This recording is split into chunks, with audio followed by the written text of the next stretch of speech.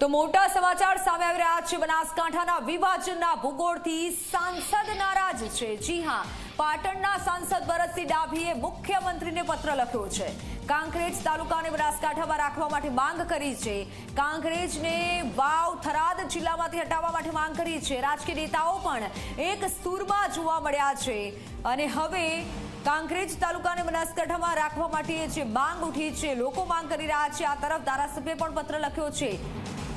રાજકીય નેતાઓ પણ હવે એક સૂરમાં જોવા મળી રહ્યા છે। કાંકરેજને વાવ અને થરાદમાં જિલ્લામાંથી હટાવવા માટે માંગ કરવામાં આવી છે।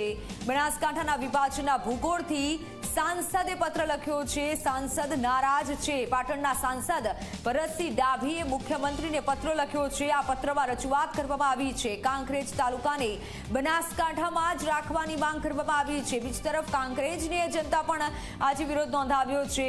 બેનરો સાથે રસ્તામાં ઉતર્યા હતા। તો રાજકીય નેતાઓ પણ હવે એક સૂરમાં જોવા મળી રહ્યા છે।